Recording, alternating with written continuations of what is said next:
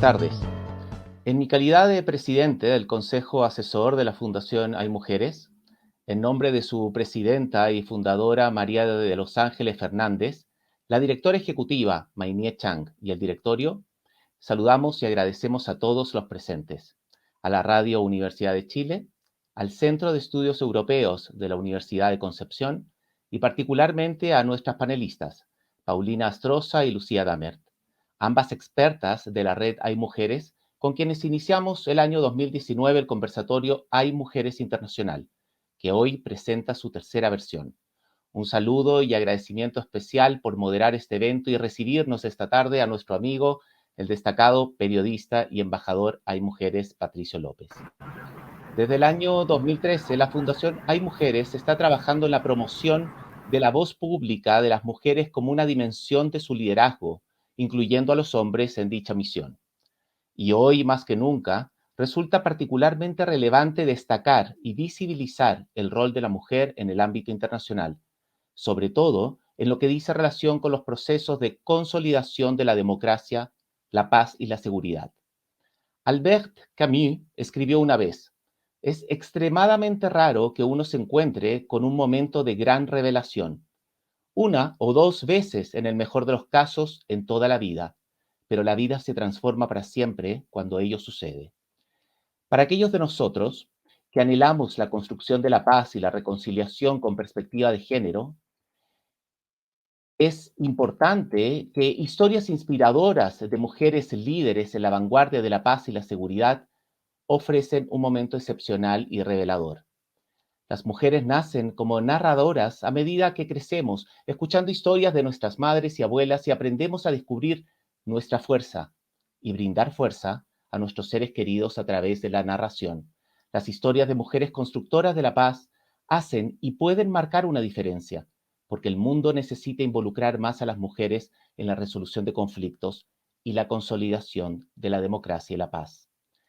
Desde el comienzo de la guerra civil en Liberia, la doctora Yvette Chesson-Wure y otros miembros de la diáspora liberiana que vivían en Estados Unidos vieron la necesidad de organizarse en pro de la paz y reconciliación en su país, ya sea para detener la guerra civil o apoyando la transición a un gobierno democrático. En sus propias palabras, la doctora Chesson-Wure nos dice: tienes que entender mi experiencia para entender mi motivación. Tras el golpe de Estado del 12 de abril de 1980, el 22 de abril fue ejecutado mi padre, ministro de Justicia, con otros 12 miembros del gabinete. Nosotros, los descendientes de estos hombres, nos hemos unido y nos llamamos el Grupo 22 de Abril para apoyar la reconciliación y la curación. En 2004 regresé a Liberia para apoyar la campaña presidencial de Ellen Johnson Sirleaf. Hemos vuelto para marcar la diferencia, no solo para nosotros, sino también para el legado de nuestros padres. En 2005, Ellen Johnson Sirleaf fue la primera mujer africana elegida jefa de Estado y en el 2011 fue reconocida con el Premio Nobel de la Paz. Hay razones obvias por, por las que las mujeres son importantes para el proceso de consolidación de la paz. De hecho, la histórica resolución 1325 del Consejo de Seguridad de Naciones Unidas, adoptada en el año 2000, la primera de las 9 que conforman la Agenda Mujeres, Paz y Seguridad, reconoce el impacto diferenciado de los conflictos armados en las mujeres y las niñas, así como la importancia de su participación activa en la adopción de decisiones en materia de paz y seguridad. Al respecto, es interesante advertir que Chile fue el primer país de América Latina en traducir los mandatos internacionales al contexto nacional, implementando la resolución a través del primer Plan de Acción Nacional en 2009. Sin embargo, los esfuerzos para destacar la perspectiva de género en los procesos de paz han tenido un éxito parcial, al estar limitados, entre otros factores, por la prevalencia de violaciones y agresiones sexuales, falta de acceso a oportunidades de empleo remunerado y la carga que representa las responsabilidades del cuidado familiar. En ese sentido, el proceso constituyente emerge como una gran oportunidad para fortalecer el rol de la mujer en los procesos de negociación, mediación y toma de decisiones en todos los niveles políticos nacionales e internacionales. Sin embargo, y bien lo sabemos, constituirnos en el primer país del mundo en redactar una constitución mediante un órgano paritario no significa que el resultado del proceso sea necesariamente una constitución inclusiva e igualitaria. En un contexto de transformación constitucional y según sugerido en un reciente artículo de Carola Muñoz y Daniela Sepúlveda, la incorporación de la perspectiva de género en la política exterior debería traducirse en cambios sustantivos, orientados a la instalación e implementación de una política exterior feminista e inclusiva, como uno de los ámbitos de actuación del Estado, conectada íntimamente con la política interna y las definiciones fundacionales de la sociedad chilena, lo que implicará ser audaces en las estrategias de emprendimiento normativo y cultural. Con estas reflexiones iniciales, dejo con ustedes al moderador de este evento, nuestro amigo Patricio López. Muchas gracias, Patricio. Muchas gracias, Eliel.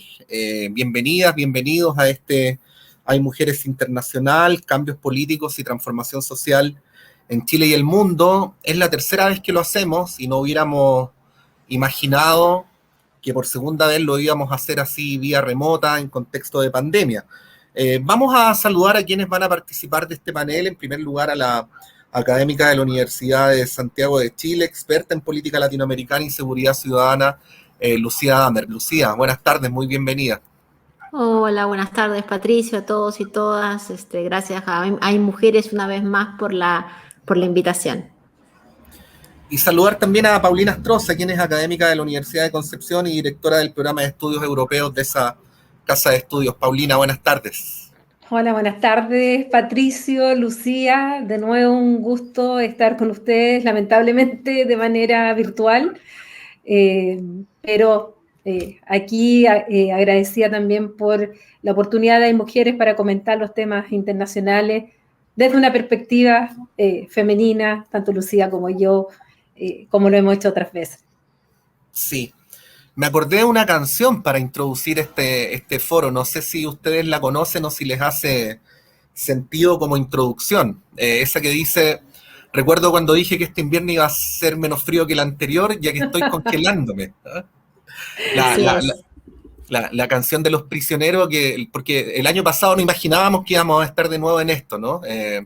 Y más allá de que probablemente esto genera una empatía humana entre nosotros, también es un elemento muy importante para el análisis, porque tanto en América Latina como en Europa ha corrido mucha agua bajo el puente, y las lecciones que el año pasado eran intuitivas, ahora parecen lecciones más en régimen, ¿no? Y además por algo que hemos visto, que es que igual hay una suerte de diferencia temporal entre Europa y América Latina, porque aunque estemos viviendo simultáneamente, no es lo mismo que unos estén en invierno y otros estén en verano, o en primavera y en otoño.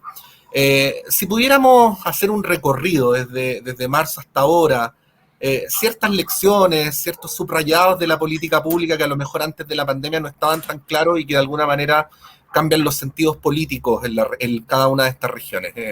¿Qué podríamos decir a modo de resumen como para introducir la conversación? Paulina. A ver, el caso en general de los países, particularmente en Europa, y lo estamos viendo en Estados Unidos con el cambio de gobierno, claramente hay un tema, primero, respecto a la capacidad que deben tener los estados para enfrentar emergencias sanitarias como esta. Y no solamente emergencias sanitarias, sino que desastres naturales, lo que se viene con el cambio climático u otros fenómenos que son globales.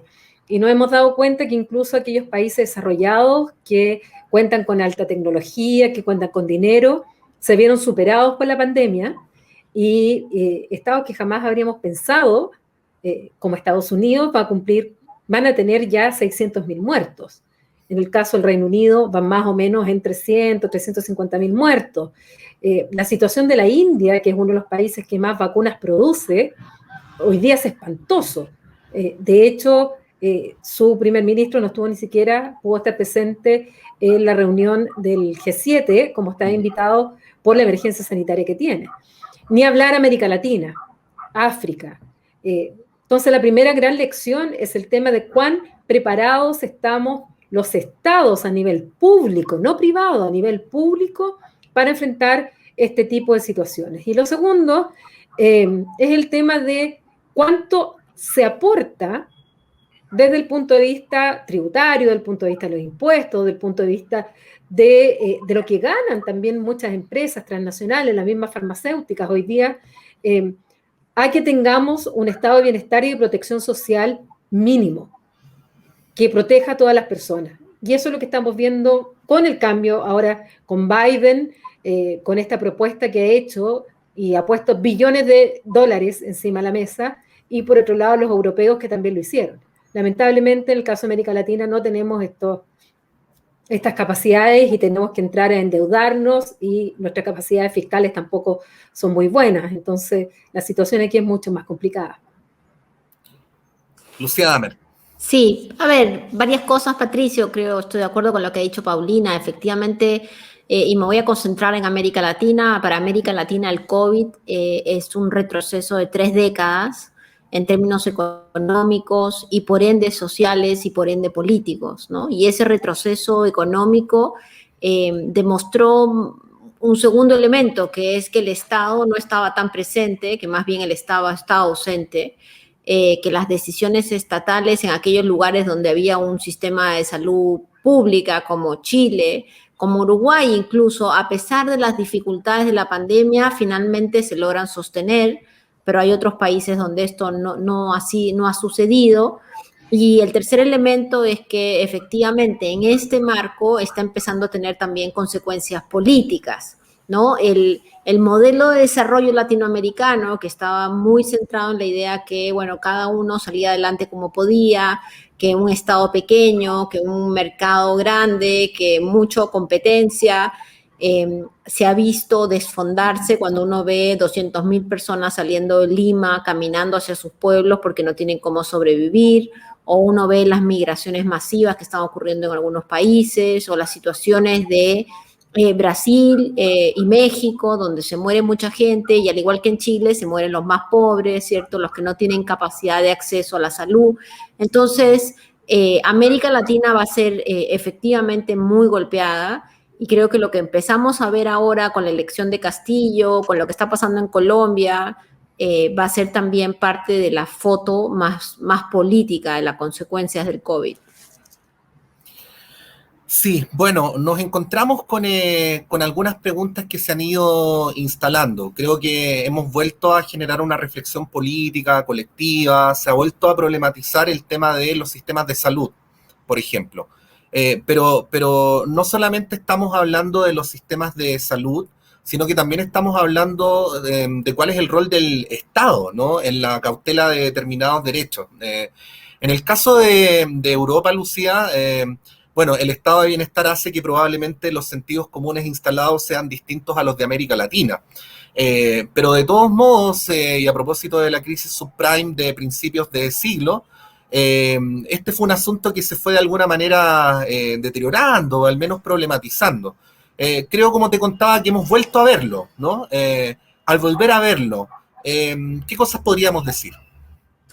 No, a ver, muchas cosas. El rol del Estado es primordial para la protección de todos y todas, especialmente de los más vulnerables.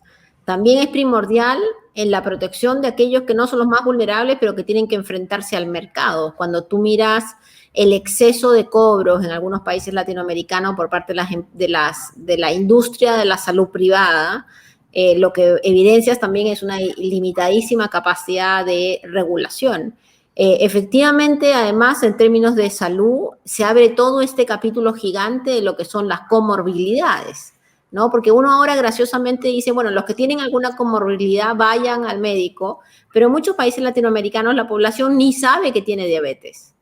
¿Ah? Se enteró que tenía diabetes cuando llegó con COVID al hospital. Entonces hay un abandono de esto que se llama la salud pública básica, que en el caso europeo es totalmente distinto, y seguramente ahí Paulina comentará más en detalle, pero también creo que una de las cosas que se ha visto con la pandemia es la incapacidad que hemos tenido para resolver algunas conversaciones con más rapidez. Por ejemplo, la discusión entre focalización y universalización de las políticas públicas.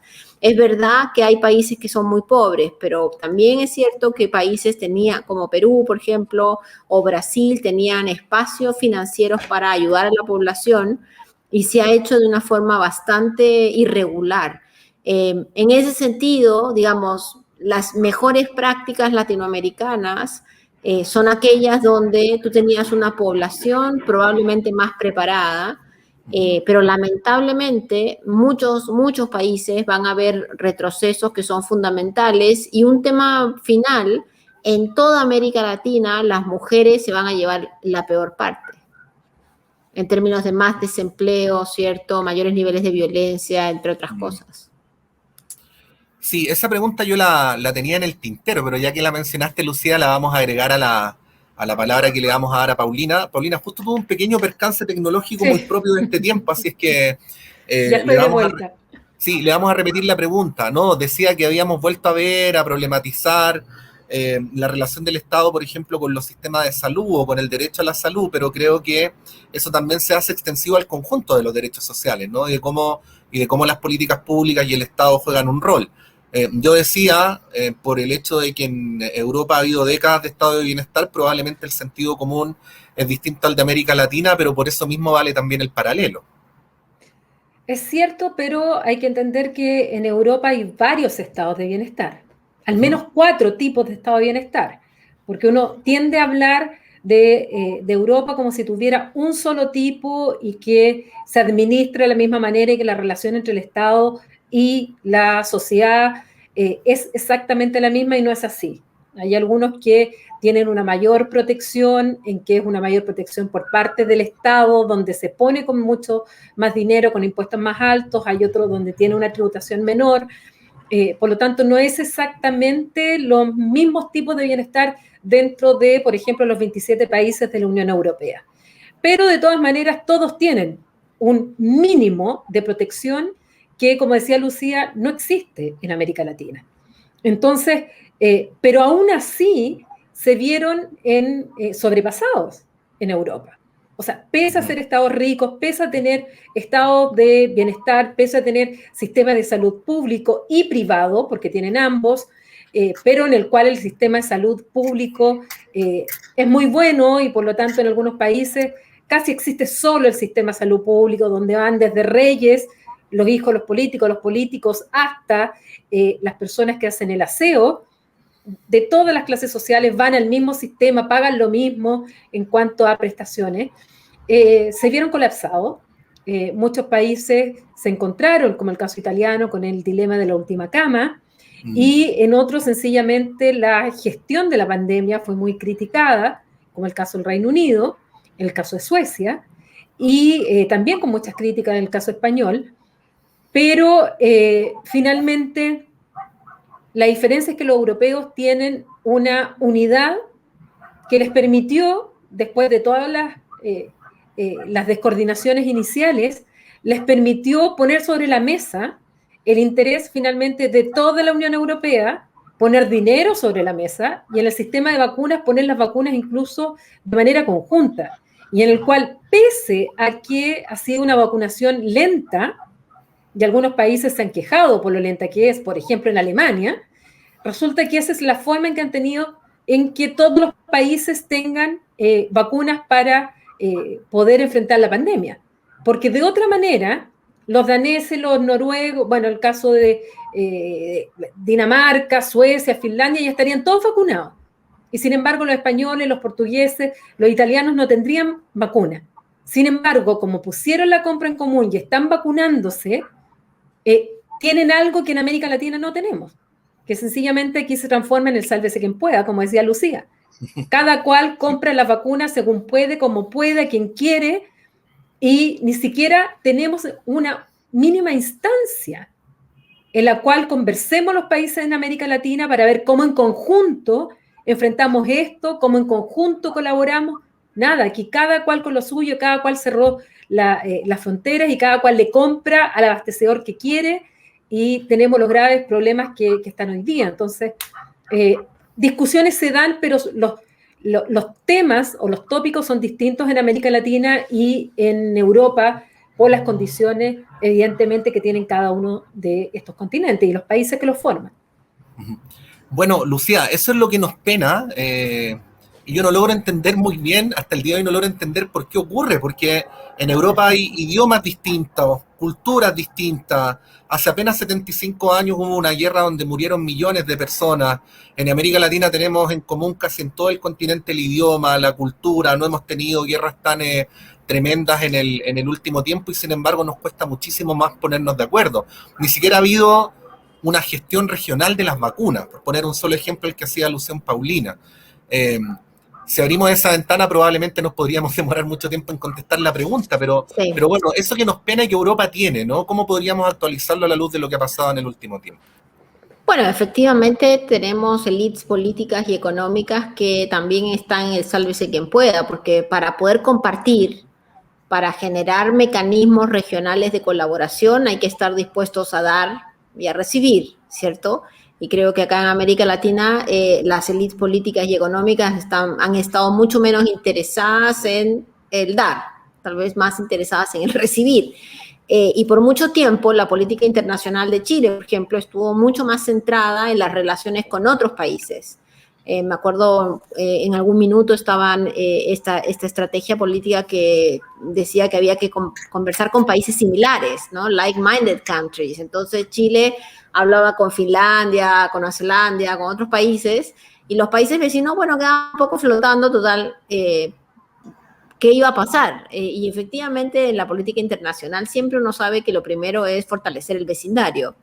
Ya no solamente en la política internacional, en la vida diaria.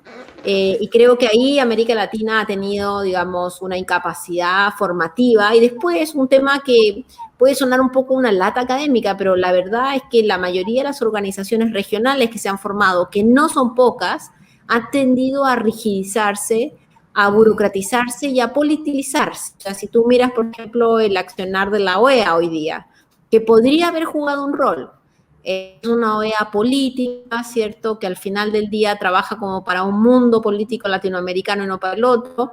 La OPS, que podría tener un rol mucho más significativo, prácticamente desapareció de la discusión local. Y bueno, yo leía hace un par de días una de los editoriales, me parece que era la tercera, un par de epidemiólogos que decían, francamente, en vez de entrar a vacunar a niños, deberíamos de donar esas vacunas para que los países que no tienen vacunas, y ellos no lo ponían, pero yo enfatizo, por ejemplo, los países vecinos puedan avanzar con la vacunación, porque si pensamos que nos vamos a blindar estando todos vacunados, pero no pudiendo relacionarnos con ninguno, estamos pues sumamente equivocados, ¿no? Y no vamos a salir de este loop permanente, pero lamentablemente no ha habido una capacidad de respuesta más común. Y la verdad es que no creo que lo vaya a haber por un rato, porque nos terminamos dividiendo mucho entre, digamos, ALBA, Alianza del Pacífico, ¿cierto? Entre la izquierda y la derecha, y eso no ayuda necesariamente a buscar elementos en común. Sí, bueno, hemos tenido un periodo que probablemente en términos generales es el más desafiante que han tenido los liderazgos políticos a nivel mundial, ¿no? O sea, hemos tenido tormentas perfectas en cada uno de los países y en esas circunstancias es muy difícil que un gobierno pueda salir indemne. Pero quizás podemos hacer algún análisis respecto a los énfasis en la política pública, a tipos de liderazgos, a maneras de relacionarse con la ciudadanía, que a lo mejor, lo hipotetizo o solamente lo pregunto para darles la palabra, pudieran darnos lecciones respecto a algunos modelos que han funcionado mejor que otros o menos mal que otros, ¿no? ¿Logras ver eso en el caso de Europa, Paulina? ¿Ciertos estilos o ciertas maneras de conducir que han terminado resultando más exitosas que otros? Han habido diferencias en cuanto a la gestión de la pandemia. Ninguno sale indemne totalmente, porque durante mucho tiempo se habló, por ejemplo, del liderazgo de Angela Merkel, en el cual había logrado en una primera etapa, primero dirigirse directamente a la población y decirles, Angela Merkel fue la primera que les habla en un discurso que no es usual que lo hiciera, y le dice a la población que lo más probable es que un 70-80% se contagiaran. Eso lo dijo inicial la pandemia, cuando nosotros en ese tiempo ni siquiera pensábamos, cuánto grave iba a ser y cuánto tiempo iba a durar. Y mucho se habló de su liderazgo, mucho se habló de que era una científica, que en su razonamiento justamente con su doctorado en física cuántica, ella además tenía esta característica. Bueno, es cierto que en un momento logró gestionar bien, pero cuando han venido las olas en la propia Alemania, también ella misma ha sido criticada por la gestión de la pandemia, por la lenta vacunación. Se le ha criticado, por otro lado, por un sector político, por el tema de las libertades. Nunca han entrado en cuarentena total en Alemania, total, como la entendemos nosotros, o como lo hicieron otros países, pero sí se han restringido muchísimo las libertades y surgen, por un lado, los antivacunas, pero sobre todo está surgiendo un grupo que ya está planteando que no quieren más restricciones y están también criticando el liderazgo de Angela Merkel en este sentido. Entonces, ni siquiera ella sale indemne cuando efectivamente ha sido uno de los mejores liderazgos en Europa para poder controlar lo que ha sido la pandemia. Malos liderazgos, no es de la Unión Europea, pero es parte de Europa y ha sido también criticado muchísimo, que tuvo que cambiar. Tenemos a Boris Johnson, donde incluso habló expresamente de la inmunidad de rebaño.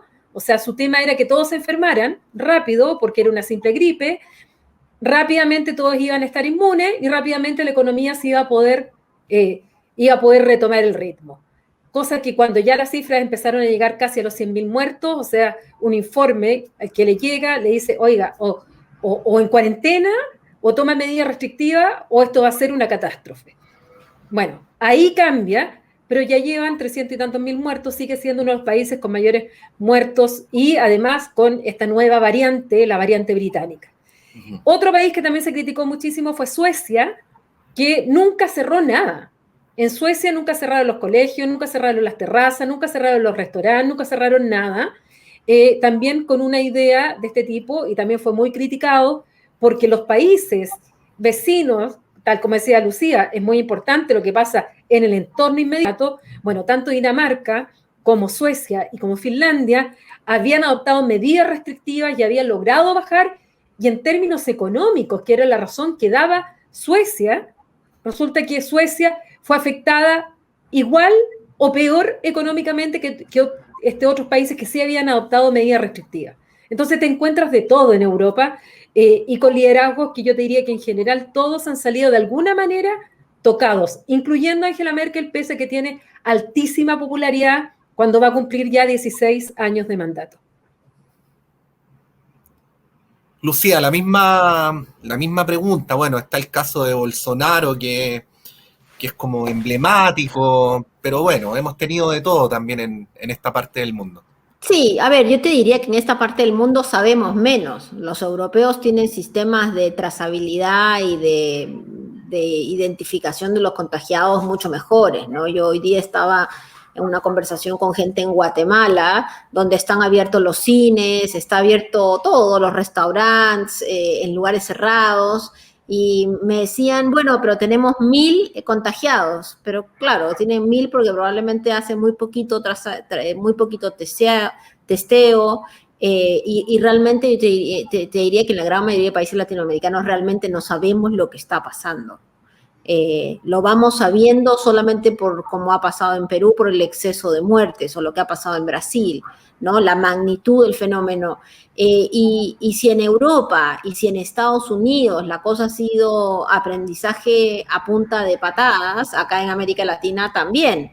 No han pasado, digamos, pasamos de decir que Uruguay era el mejor fenómeno a decir que Chile tenía todas las vacunas, hasta que finalmente nos dimos cuenta que en realidad esto es mucho más complejo, nos va a tomar mucho más tiempo.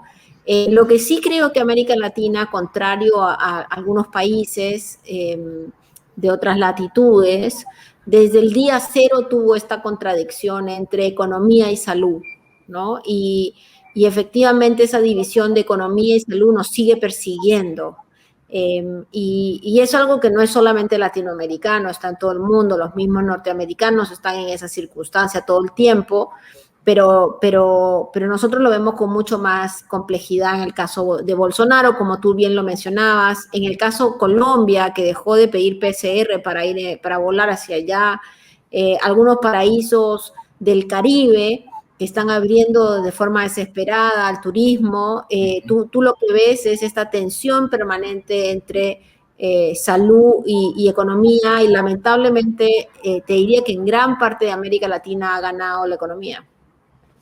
¿Es válida la tensión? La tensión, quiero decir, tensión con S, porque, por ejemplo, uno ve el caso de algunos países donde el relajo de las medidas alarga los efectos más graves de la pandemia y por lo tanto conspira contra el normal desarrollo de las actividades económicas. Esa disyuntiva o esta supuesta disyuntiva a la luz de lo que ustedes han visto, ¿es una disyuntiva más válida o más bien es una manera poco adecuada de analizar el problema? Paulina. Yo creo que la tensión existe, indudablemente, porque sobre todo en economías débiles, en las cuales hay mucho trabajo informal, en la que el Estado no va directamente con las ayudas para que la gente de verdad pueda hacer las cuarentenas, donde existe además hacinamiento, donde hay mayores contagios justamente por este hacinamiento, pero al mismo tiempo la gente tiene que salir a trabajar, porque si no, no llega con alimentación a su casa. Obviamente que el problema se te presenta, o sea, ahí no hay cuarentena que resulte, y ya lo hemos visto en Chile, no hay cuarentena que resulte si es que la movilidad sigue siendo la que hay, porque la gente necesita vivir, la gente necesita, los pequeños comercios necesitan vivir porque no les llega ayuda directa al Estado, porque empiezan a quebrar no solamente grandes empresas, si las que realmente quiebran primero son los pequeños comercios, porque como lo vemos también, se mantienen los malls, se mantienen los supermercados grandes, las grandes cadenas siguen vendiendo, y al final, ¿cuál es el comercio que se cierra en cuarentena? De manera muy brutal. Es el pequeño comercio, la pequeña librería, aquí el negocio de venta de abarrotes, una serie. Ellos cierran, entonces, claro que existe la tensión. En algunos países han adoptado lo que es la COVID-0, es decir, adoptar medidas para erradicar la COVID del territorio. Pero para poder lograr eso con éxito, tienen que darse ciertas condiciones que se dan en muy pocos países. Y el ejemplo siempre se ha nombrado Nueva Zelanda. Nueva Zelanda, lo que adopta Jacinda Ardern es COVID-0, erradicar el virus, cerrar inmediatamente. Pero ¿qué es lo que implicó eso? Directamente dinero a las familias. O sea, no era con esto de la cuenta RUT y que tienes que estar dentro de una lista y eres el 80% del 50% de los que están inscritos, no sé qué, y todas las letras chicas. No, directo al bolsillo, apretar un tiempo, cerrar, pero también es una isla, podía controlar eso, tenía un sistema de protección muy alto, podían hacerlo. Y además tuvieron el liderazgo de Jacinda Ardern, que yo creo que es de las no damnificadas, porque tú me hiciste la pregunta sobre Europa. No nombré Jacinda Ardern porque no está en Europa, pero ella además sale reelegida, y sale reelegida con la mayor votación que ha tenido el Partido Laborista en la historia de Nueva Zelanda. O sea, su política además tuvo un apoyo popular en las urnas que hoy día gobierna con mayoría, pero es una excepción. O sea, lograr eso, ni Estados Unidos puede, ni Europa puede, menos la vamos a hacer en América Latina. Entonces, claro que el dilema existe, la tensión existe, y es ahí donde los gobiernos, bueno, se están manejando, como haciendo equilibrios como puedan. Yo entiendo, las autoridades a veces tienen una mala gestión de riesgo sobre todo, pero yo entiendo perfectamente, o sea, ponerse en la situación de un ministro de salud en cualquiera sea los países del mundo, o presidente, o jefe de gobierno en cualquiera de los países del mundo, no es fácil hoy día, cuando los recursos son limitados y cuando ves que además es un problema global. Puedes controlar tu país, pero resulta que tienes una frontera porosa y donde además hay movimiento, y el país del lado no tiene el mismo control o las mismas posibilidades para controlar la pandemia. Entonces, no es un tema fácil para ninguno de los estados.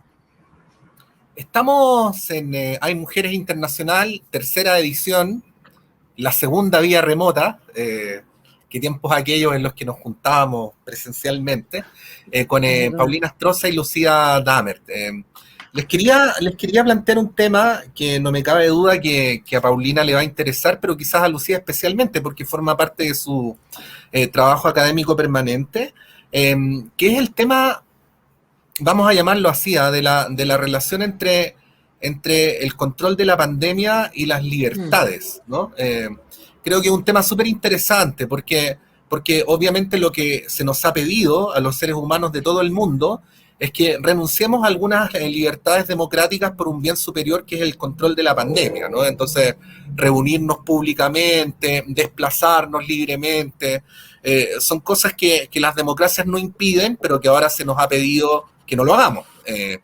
Pero bueno, existe el temor, lo han planteado algunos analistas, académicos y también algunas dirigencias políticas más sofisticadas que, como en otros momentos de la historia, estas medidas de control, una vez pasada la pandemia, se transformen en medidas permanentes, ¿no? Y tengamos una suerte de regresión autoritaria dentro de las mismas democracias.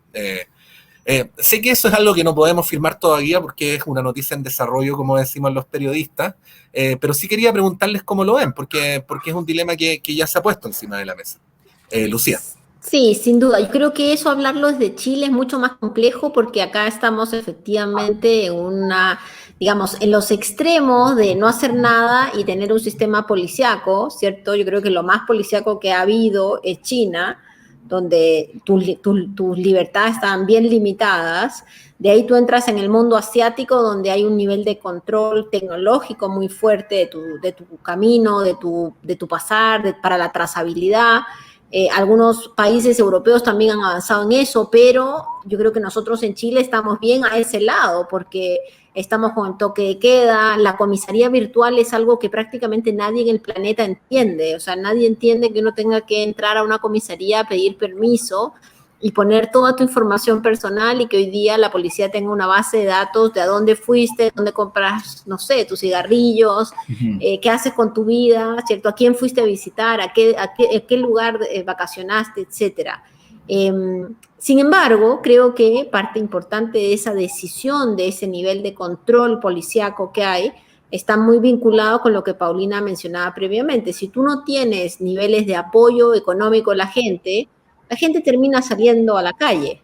Y al final del día, en la mayoría de estudios que hay de movilidad en América Latina, la gente que se ha encerrado es la que se ha podido encerrar, que somos los que trabajamos desde el computador, los que nuestro salario se mantiene permanente o ha bajado un poco, pero se mantiene permanente en el tiempo, los que pudieron transformar su vida en una vida híbrida. Pero la gran mayoría de los latinoamericanos que son informales, ¿cierto? Que están en economías que son economías paralelas, o que perdieron el trabajo y gente que ha salido a la calle. Entonces tienes como dos mundos que se han fortalecido, el del control y el encierro, y el otro que está en la calle abiertamente. Y bueno, evidentemente empieza también un proceso paralelo que es el de decir, bueno, ¿qué me importa? Nadie me va a revisar, nadie me va a cuidar. Entonces, yo lo que haría es como ponerle esa complejidad también, porque hasta antes de la pandemia uno decía, si hay un toque de queda no voy a salir.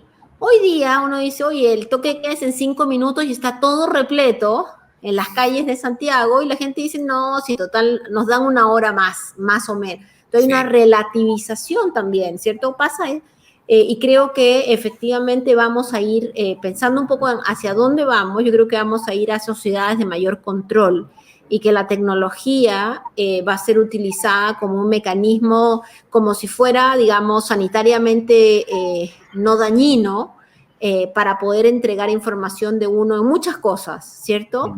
Y creo que una de las cosas que tenemos que poner en discusión es hasta qué punto la inteligencia artificial y la tecnología también pueden ser utilizadas y son utilizadas para controlar y limitar las libertades de las personas. En ese marco yo creo que tenemos que avanzar muy rápidamente a sacar el toque de queda y a empezar a limitar, digamos, la percepción de que si no tenemos un control policial no podemos ordenarnos, porque si pensamos eso no vamos a poder salir jamás de mecanismos de control y represión. Sí, es cierto lo que dice Lucía. En Europa hemos visto las catarsis, por ejemplo, ¿no? En los barrios bohemios de Madrid o de Londres, muchas personas ahí pegándose las borracheras de su vida, ¿no? Pero por el otro lado hemos visto ciertos mecanismos que ayudan sanitariamente, como por ejemplo el cruce de los desplazamientos a través de los smartphones, que bueno, para hacer control sanitario funcionan súper bien, pero eso mismo eventualmente podría servir perfectamente para controlar disidencias políticas. Ahí yo sé, Paulina, que en el caso de Europa hay más niveles de controles y de contrapoderes, pero ¿cómo se vislumbra desde allá? Por una parte es bastante complicado porque hay ciertos países que han aprovechado justamente la pandemia para reforzar el control de la población y al mismo tiempo utilizar como excusa la pandemia para gobernar por decreto. Y estoy pensando fundamentalmente en Hungría. Hungría, tanto Hungría como Polonia, que son los dos ejemplos de Estado de los cuales, sobre todo Hungría, su primer ministro, que es Víctor Orbán, ha dicho claramente que él es partidario de un Estado iliberal, o sea, como contrario al Estado de derecho, democrático, liberal, occidental, con las características que tiene este sistema político. Bueno, él ha dicho que él es partidario de esto y además, aprovechando la pandemia, ha utilizado esto de gobernar por decreto. Y ha ido gobernando mucho por decreto y eso mismo ha hecho que persiga más a la disidencia, aprovechando las oportunidades para cerrar cada vez más medios de comunicación, universidades, etc. Entonces, ha habido algunos casos en que se han aprovechado también de esto de la pandemia para restringir las libertades. Y eso es un riesgo. Por otro lado, el otro riesgo está por aquellos que no quieren ningún tipo de control. Ningún tipo de control, siendo que aquí lo que importa es la libertad. Y lo ven desde un punto de vista muy individualista. Sí, claro. O sea, es mi libertad, a mí el Estado no me tiene porque si yo quiero yo me enfermo y yo me muero. Ok, pero es que estamos hablando de una pandemia que a lo mejor se va a enfermar, tal vez ni siquiera se va a morir, pero puede que contagie a otros que sí van a morir. Por lo tanto, la libertad también tiene ciertos límites. Y ahí es donde viene el dilema de hasta dónde los límites. Entonces, cuando aparecen a veces, ha pasado en Europa, en casi todos los países, y no solamente borracheras, cuando les han soltado un poco las libertades, sino que incluyendo en estados con toque de queda, porque también existen el toque de queda o ciertas restricciones, donde sencillamente los grupos salen en masa a plantear que ellos tienen su libertad y que la libertad no tiene límites y que ellos si quieren se ponen mascarilla o no se ponen mascarilla. Incluso en algunos lugares en Estados Unidos la mascarilla se transformó en un símbolo político en el tiempo de Trump. O sea, el usar mascarilla, en algunos lugares aquellos libertarios, aquellos pro-Trump, atacaban a aquellos que usaban mascarilla. O sea, se llegó incluso a darle un símbolo político al uso de la mascarilla. Entonces, se ha producido esta tensión en distintos niveles por distintas razones en muchos países, pero también existen aquellos que adoptaron las medidas, que hicieron caso y hoy día están bajando los niveles de contagio, han aumentado la vacunación y que ya no es necesario, ya no es obligatorio usar mascarilla en la calle. Y estoy hablando del caso de Bélgica, en el cual tuvieron en un momento una tasa de mortalidad la primera del mundo en relación a la proporción a la población. Y hoy día ya están sin usar mascarilla, ya están con alta población vacunada y con un control bastante, digamos, ya mucho más laxo y que pueden realizar muchas actividades. Entonces, de nuevo, vemos muchas diferencias entre los países y un uso político tanto por aquellos que quieren restringir libertades y aprovecharse de la pandemia para tener un mayor control político, y aquellos que quieren libertad, sin asumir también que esto es un problema común. Y el caso más patente es el caso de el ayuntamiento la Comunidad de Madrid, con el caso de Ayuso, que su lema era libertad. Uh-huh. Ella, su publicidad decía libertad, nada más. Y ganó de nuevo en la comunidad y tiene un choque con el gobierno central justamente por el tema de las libertades, y ella dice que hay que favorecer la economía y por otro lado el gobierno trata de controlar los contagios y bueno, ahí tú ves también súper claro cómo se enfrentan dos posiciones y sobre todo apoyada por Vox, que era un partido que era otro, los que decían libertad, libertad absoluta y no controles de ningún tipo por parte del Estado. Entonces hay tensiones en muchos sentidos en este tema. Sí, quería dejar los últimos minutos para eso, ¿eh? Yo sé que esta es una pregunta súper profunda, podríamos hablar hasta la noche, pero como ustedes tienen un entrenamiento en medio y una gran capacidad de síntesis, pienso que lo podemos sacar con 4 minutos para cada una. Hace poco murió Maturana, y Maturana decía que lo que permitía la vida y lo natural, y lo que permitía la existencia de los sistemas biológicos, y también acto seguido decía los sistemas sociales, era la colaboración y no la competencia.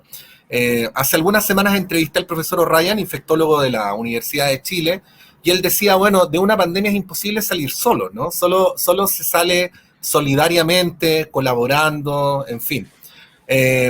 Estábamos hablando más acotadamente del dilema entre individualismo y colaboración, pero ahora quería llevarlas a la pregunta más general, ¿no? De los modelos de sociedad, de los sistemas de valores, y evidentemente esta pandemia nos ha remecido a todos en algunas de nuestras convicciones, ¿no? Respecto a esto, que es cómo se construye comunidad, cómo se construye sociedad, sobre la base de qué principios. ¿Qué piensan ustedes que nos enseña esta pandemia? Yo lo que pasa, Patricio, es que creo que estamos como cuando uno está en una película de terror y dice, nunca más voy a venir a ver esto, qué barbaridad, y después sale y dice, quiero ver una película de terror. Sí. Tengo la impresión que el ser humano tiene una enorme capacidad de equivocarse 2 veces con lo mismo. Y claro, ¿qué te diría que hemos aprendido? Hemos aprendido que necesitamos estados más solidarios, más presentes, que hemos aprendido que la única forma de enfrentar esto es de forma coordinada, que hemos aprendido que la corrupción sí que tiene consecuencias en los países donde la corrupción dejó hospitales que no servían para nada o oxígenos que no existían. Hemos aprendido también que la forma como se ejerce el liderazgo político impacta en las consecuencias de cómo la ciudadanía asume mecanismos o medidas que son muy duras. Bien lo decía Paulina hace un rato atrás. Ha habido como 450.000 personas que han salido de Santiago porque han cambiado su residencia. Entonces hemos aprendido que estas ciudades latinoamericanas que tenemos, que son ciudades monstruos, ¿cierto? Ciudades país, donde las grandes mayorías viven hacinadas, colapsadas, en condiciones súper precarias, son ciudades invivibles. Digamos, hemos aprendido que no nos podemos comer a todos los animales y tirar abajo todos los árboles, pero todos esos aprendizajes me entran dudas si van a ser profundamente analizados por las sociedades y por los seres humanos, ¿no? Hoy día, cuando tú vas a ver lo que está pasando en los países que pareciera que están saliendo de esto, como Estados Unidos, la gran discusión es quién va a estar obligado a decir si está vacunado o no en el espacio laboral. Entonces, obviamente hay una tensión entre la libertad de los que dicen que no se quieren vacunar y la libertad de los que dicen que no quieren estar al lado de uno no vacunado porque lo pueden contagiar. Entonces, mi impresión es que vamos a ser un poco más claros, tal vez la gente más joven de 35 para abajo, que hasta hace unos años uno decía que eran las generaciones que no habían sufrido nada, ¿cierto? ¿Se acuerdan cuando uno decía, bueno, pero no han sufrido nada, son los hijos de la posguerra, los hijos de los beneficios? Bueno, esa generación va a tener una mirada mucho más fuerte respecto a las consecuencias ambientales, ¿cierto? De las decisiones. Yo creo que van a tener una forma de entender el desarrollo de la sociedad y la comunidad diferente, pero todavía quedan largos años de países gobernados por generaciones donde la competencia va a seguir estando ahí presente y eso nos va a llevar una y otra vez en recaer en situaciones como esta. No es que no quiera ser positiva 100%, sino que creo que efectivamente pensar en, algunos dicen que se vienen los locos años 20, la gente en fiesta y todo, eso podría ser, pero no en sociedades donde lo que uno ve es que ya no hay invierno, que ya no hay lluvia, que ya no hay glaciares. Efectivamente hay que ponerle ese otro componente a la crisis mental que están teniendo los sujetos, estamos teniendo todos. Entonces, la complejidad de lo que se viene, yo creo que va a estar muy atravesada por estos fenómenos. Paulina Astroza. Mira, sumado a lo que dice Lucía, la verdad es que yo he tratado de ser optimista un poco respecto a lo que va a ser el futuro. En algún momento me compré las teorías que planteaban algunos que de esto salía iba a salir realmente el sentimiento humano y que íbamos a trabajar en colaboración, que ahora sí vamos a tomar conciencia de que los desafíos globales se enfrentan de manera conjunta, que es imposible que un Estado o un ser humano solo pueda enfrentar este tipo de situaciones, las cuales o estamos enfermos todos, o estamos sanos todos, pero así como a medias es imposible. Claro, yo traté de creer y quise creer y quisiera creer todavía en que estamos aprendiendo las lecciones y que vamos a salir y vamos a ser una mejor sociedad, vamos a ser mejores personas y vamos a tener un mundo, sobre todo una comunidad internacional mucho más solidaria, mucho más cooperativa, pero tengo mis dudas. La verdad es que cuando uno lo ve, y lo veo desde lo más macro, con la guerra a las vacunas, hasta lo más micro, cuando uno ve los malls llenos y los locales de votación vacíos, me pregunto cuánta comunidad, sentimiento de comunidad, de polis, de que somos parte de una sociedad y no de un mercado, realmente estamos teniendo. Entonces creo que de alguna manera llego a la misma conclusión que Lucía. Creo que vamos a seguir tropezando con la misma piedra. Creo que algo podremos aprender y lo peor de todo, que creo que esta pandemia no es nada respecto a los efectos del cambio climático que se nos viene. Uh-huh. Y para eso, por más que se ha tratado de crear conciencia, la verdad es que los avances, sobre todo de las grandes potencias, siguen siendo mucho discurso, poca acción. Son los jóvenes los que salen a hacer marchas por el cambio climático. Bueno, aquí nos estamos encontrando también un poco en esa misma situación. Ojalá me equivoque, ojalá que de verdad las decisiones y el sentimiento de pertenencia a comunidad, tanto en lo local, pensando en una junta de vecinos, como en lo internacional, pensando en las Naciones Unidas, tenga una idea más de solidaridad y cooperación que de conflicto y de competencia. Pero no lo tengo tan claro que realmente el mundo y la sociedad y los estados y Chile vaya hacia allá. Tengo mis dudas, lamentablemente. Bueno, estamos llegando al final de esta actividad, esta tercera edición de Hay Mujeres Internacional, organizado por Hay Mujeres, con la colaboración del Programa de Estudios Europeos de la Universidad de Concepción y de la Radio Universidad de Chile. Muchas gracias, Paulina Astroza. Gracias y un placer de nuevo. Y nos veremos próximo año, sí, si es que estamos todavía aquí en este mundo.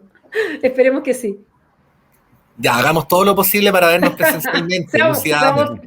Gracias a todos y todas. Sí, nos vamos a ver presencialmente. Chile, hay que reconocer, a veces uno cuando hace análisis es un poco más negativo, porque uno es realista finalmente. Sin embargo, hay que reconocer que Chile es un país que tiene mucha gente vacunada, que si todos y todas, y especialmente mis alumnos que me están viendo, se van a vacunar, nos vamos a ver más rápido. Sí. Y los de la Paulina, tenemos que hacer un esfuerzo para que cada uno lleve a todo el mundo a vacunarse y así vamos a poder no solamente vernos, sino salir a bailar y hacer cosas que tienen que relajarnos un poco porque han sido, y tenemos que reconocer que han sido meses tremendos. Así que muchas gracias a Hay Mujeres, a la universidad y por supuesto a mi radio, la Radio Universidad de Chile.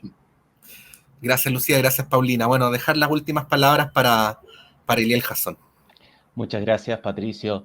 En nombre de la Fundación Hay Mujeres, Paulina, Lucía, agradecerte por este espacio realmente de reflexión necesaria y oportuna respecto al impacto de la pandemia, particularmente en el mundo de la mujer, donde hemos visto que han habido, ¿no es cierto?, ciertos golpes en lo que dice relación con el mercado laboral, con violencia intrafamiliar, una falta de perspectiva de género en los estudios que dice relación con la pandemia, pero también hemos visto de manera muy optimista la emergencia de liderazgos femeninos, no solamente a nivel regional, sino también a nivel internacional. Y como ustedes bien decían, la importancia del rol de la mujer a nivel local de gobierno. El derecho a la ciudad con perspectiva de género creo que es uno de los temas más convocantes que nos van a inspirar durante los próximos meses. Finalmente, las paradojas de la libertad, ¿no es cierto?, en tiempos de pandemia, donde por una parte, como bien comentaban ustedes, hay ciertas limitaciones a nuestras libertades individuales, pero también hay grandes aprendizajes en torno a la necesidad de ser mucho más solidarios con el prójimo y también de fortalecer la cooperación internacional. Con ello damos término a esta conversación. Muchísimas gracias, Patricio, por haber moderado de manera extraordinaria este panel y habernos recibido.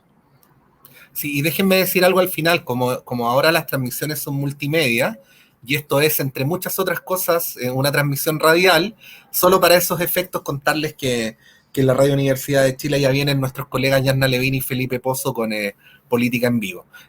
A todas y todos quienes nos han sintonizado, escuchado, visto, seguido, 1.000.000 de gracias y nos comprometemos a estar con ustedes el próximo año.